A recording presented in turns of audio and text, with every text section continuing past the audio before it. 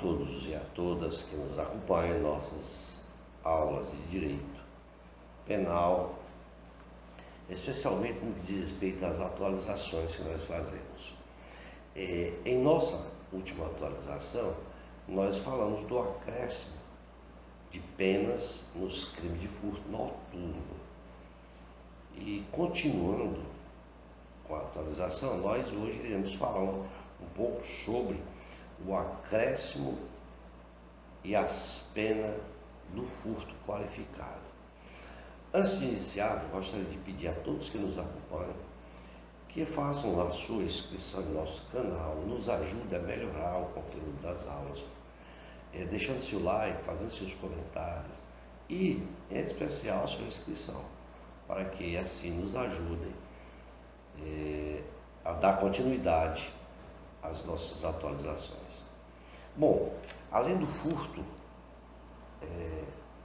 tem-se, por outro lado, o furto qualificado, previsto no artigo 155, parágrafo 4º, no qual prevê uma pena que é de reclusão de 2 a 4 anos e multa se o crime ele for cometido com destruição ou rompimento de obstáculo à subtração da coisa, com abuso de confiança, ou mediante fraude, escalado, destreza, com emprego de chave falsa, ou mediante concurso de 2 ou mais pessoas. As circunstâncias destacadas no artigo 155, parágrafo 4º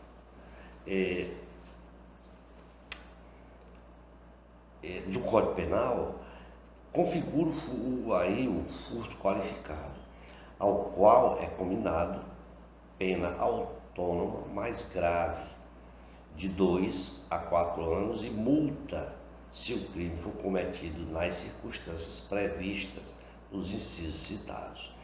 Por sua vez, a Lei 9.426, de dezembro de 96, inclui mais uma forma de furto qualificado diante da redação dada ao parágrafo 5º do artigo 155 do Código Penal, em que a pena é de reclusão de 3 a 8 anos, se a subtração for de veículo automotor que venha a ser transportado para outro estado ou para o exterior. Assim, levou-se em conta as dificuldades trazidas para a vítima que tem furtado seu veículo automotor, aquele que se move mecanicamente diante das dificuldades de apreensão. Esta lei, aliás, a Lei 13.654 de 2018, ela acrescentou ao parágrafo 4º o parágrafo 4A ao artigo 155, que aumenta a pena de reclusão de 4 a 10 anos e multa se houver emprego de explosivo ou de artefato análogo que cause perigo comum. Também, lá no parágrafo 7º, se a subtração for de substância explosiva ou de acessórios que conjuntamente ou em conjunto ou isoladamente possibilite sua fabricação, montagem ou emprego.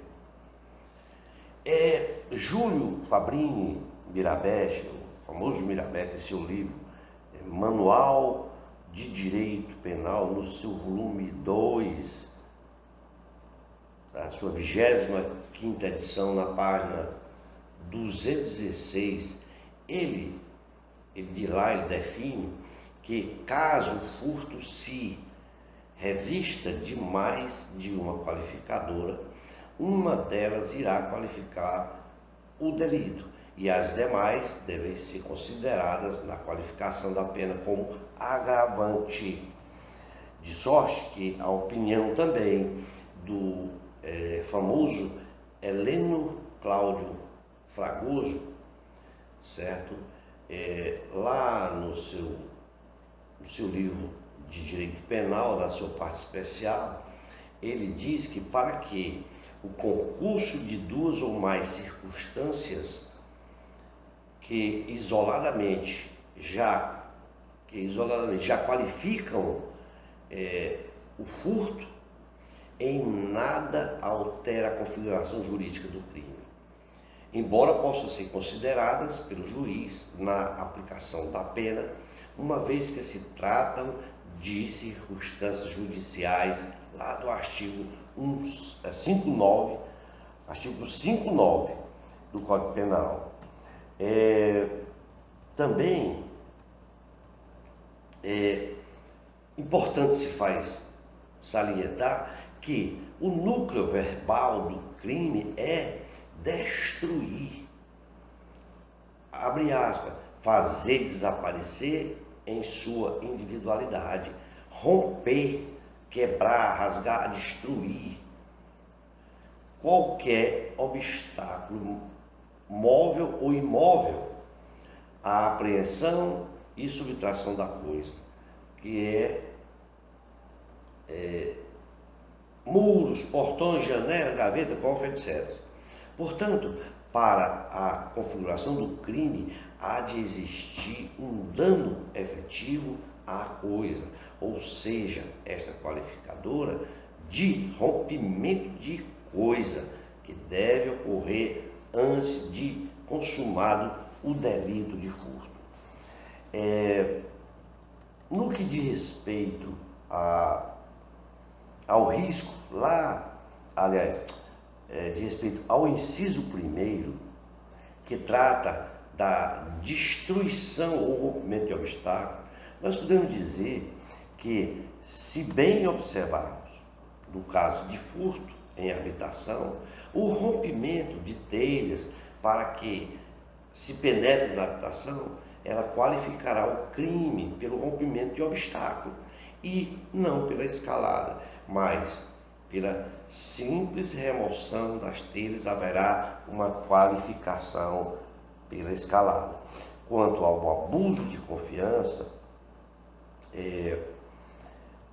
o agente ele se prevalece da qualidade ou condição pessoal que lhe facilite a prática do furto, como no caso de empregado ou alguém que se valha da relação de amizade ou de uma situação de confiança,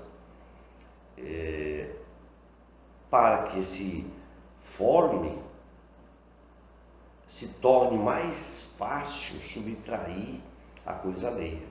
Tal abuso de confiança pode ocorrer também no caso de um vigia, de um guarda noturno. Tudo isso configura-se.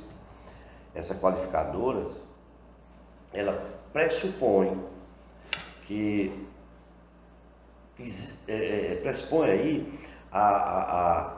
a existência de uma prévia credibilidade que é rompida por aquele que violou o sentimento de confiança previamente estabelecido. Tais atos podem ser observados no caso de empregada doméstica, em que ela goza de absoluta confiança, os patrões lhe entregam chaves da casa, ou várias outras atividades pessoais, como por exemplo, o pagamento de contas e etc. Tá? Então, esses casos, ele praticando o crime, incidirá na configuração qualificadora ou qualificada. Quando se fala de fraude, previsto no inciso 2 do parágrafo 4º do artigo 155, tratando do uso de artifício ou ardil para induzir o lesado em erro sobre qualquer circunstância, ou seja, a qualificadora está aí no ato em que o agente se serve de artifício ou embuste para fazer a subtração que qualifique a fraude o crime de furto, que é, nesses casos, diferente do estelionato. Por quê? Porque nesse ilícito penal não há subtração.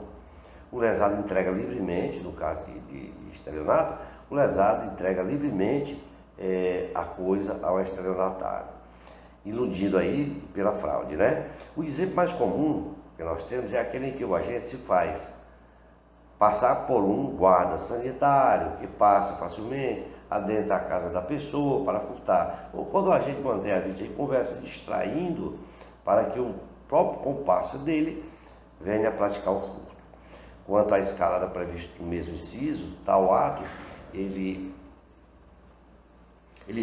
não reside em galgar ou subir, mas sim penetrar por lugar não destinado à entrada, e assim não é escalada, subir em um poste para subtrair fios elétricos. A escalada, ela se refere à penetração no local do furto por via que normalmente não se usa para o acesso. Não se refere a galgar ou subtrair. A passagem por um túnel, por exemplo, ou subterrâneo, constitui aí, no caso, uma escalada, né? De forma que a escalada é a utilização que via anormal para penetrar na casa ou local em que vai acontecer a subtração, e, no entanto, se o agente ingressar no imóvel por uma janela que está próxima ao solo, não se configura a qualificadora escalada, pois não se fez um esforço incomum. Se a janela aberta, pode-se falar, se houver neste caso o adentramento pela janela aberta, se fala em furto simples, né? Da destreza prevista no mesmo inciso, se observa que é um ato em que o agente revela uma extraordinária habilidade para o ofício criminoso de furtar. É o crime típico de ladrão profissional, que usa sua habilidade para fazer o furto. Na destreza, o agente se revela com dissimulada habilidade, como no caso de um ladrão que corta com uma lâmina afiada a bolsa de uma vítima para subtrair o que dentro dela tem, ou até a própria bolsa. Quanto ao emprego de chave falsa, previsto lá no inciso terceiro do parágrafo 4º, podemos dizer que a chave falsa é qualquer instrumento ou engenho de que o agente usa para abrir fechaduras, seja tendo ou não o formato de uma chave. Nesses casos, é indispensável se fazer o exame pericial, pois se trata de um crime que deixa vestígio sob pena de nulidade dos autos, certo? Do inquérito, né? No concurso de agente previsto no inciso 4º, o furto será qualificado se cometido por mais de 2 pessoas, não se exigindo a presença de coautores na fase executória. Nesta qualificadora, na qual se exige a presença de 2 pessoas, se apenas uma praticar a execução material do crime, haverá a participação secundária, não se exigindo acordo precedente, apenas a consciência recíproca de cooperação na ação que qualifica o crime. Por fim, para finalizarmos aqui um pouco, nós podemos dizer que, quanto ao fundamento da agravante, esta independe da presença de todos na execução. O que devemos diferenciar é se o crime é praticado por 2 pessoas ou em bando ou quadrilha, hoje considerado como associação criminosa em face da lei da organização criminosa, não havendo qualquer relação